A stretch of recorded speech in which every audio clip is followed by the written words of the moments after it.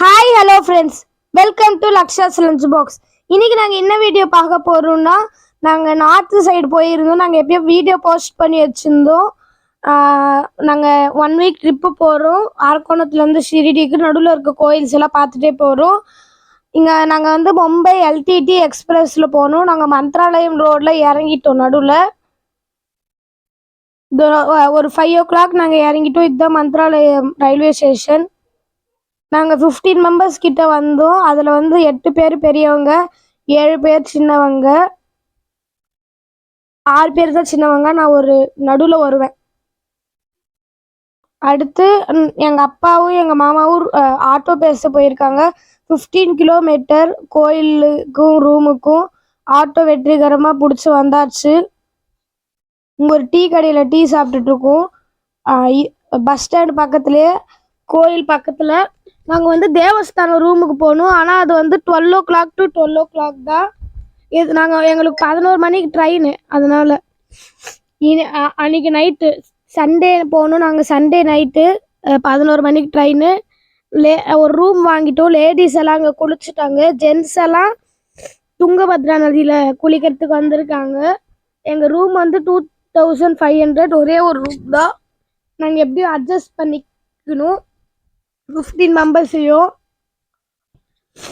அடுத்து இப்போ வந்து துங்கபத்ரா நதியில் எல்லாரும் குடிச்சிட்ருக்காங்க. நல்லா தண்ணியெல்லாம் ஜில்லுன்னு இருந்துச்சு. ஃபஸ்ட் நான் உள்ளே போகும்போது ஜில்லுன்னு இருந்துச்சு. அப்புறம் ஒரு முழுங்கின பாரு தண்ணியை நல்லா வந்துடுச்சு. இங்கே 3 பேர் ஒரே ட்ரெஸ் போட்டிருந்தாங்க. பாருங்கள், இதுதான் கோயிலுக்குள்ளே வந்து ஃபோனில் அலோட் பண்ணுவாங்க. இது வந்து ஸ்ரீ ராகவேந்திர சுவாமி ஜீவ சமாதி ஆயிட்டார் இங்கேயே.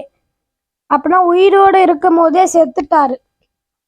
அப்படியே புதைச்சி வச்சுட்டாங்க அவரை. இது வேற சாமி. அதே கோயிலுக்குள்ள ஏதோ அம்மையார் 1 வீக் முன்னாடி வந்து இது ஏதோ பூஜை நடந்ததுன்னு நினைக்கிறேன். பந்தலெல்லாம் போட்டு வச்சுருந்தாங்க. ஜென்ரல் லைன் ரொம்ப அதிகமாக இருக்கிறதுனால சின்ன பசங்களுக்கெல்லாம் வச்சுருக்காங்களா ஒரு டோக்கன் தராங்க டக்குன்னு பார்த்துட்டு வர்றதுக்கு. அதனால நாங்கள் சின்ன பசங்க வச்சதுனால அதில் போயிட்டோம். 4-5 டோக்கன் வாங்கிட்டு ஒரு 2 hours நாங்கள் பார்த்துட்டு வந்துட்டோம். நடுவில் ஷெட்டில் போட்டிருந்தாங்க. ஃபோனெல்லாம் அலோட் பண்ணுவாங்க. ஆனால் உள்ள வீடியோஸ் ஃபோட்டோஸ்லாம் எடுக்கக்கூடாது. அந்த கொடி தொங்குதில்ல, அங்கே தான் அவர் இருப்பார் நடுவில் கீழே. நம்ம பார்க்கணும். அடுத்து நாங்கள் கோயிலேருந்து வெளியில் வந்துட்டு வெளியில் தான் ஃபோட்டோ எடுக்கிறோம். அடுத்து பிரசாதம் எல்லாம் வாங்கிட்டு நாங்கள் அன்னதானத்துக்கு போனோம்.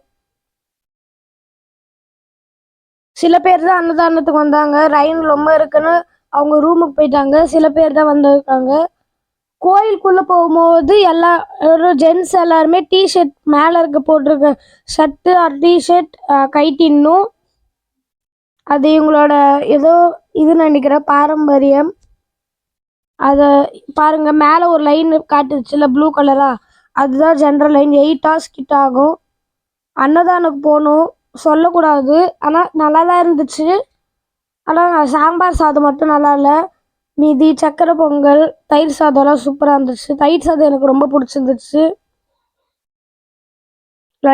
அன்னதானத்துக்கு கூட. ஆனால் நாங்கள் நடுவில் கம்பியில் இருக்கிறதெல்லாம் பூந்து வந்துட்டோம்.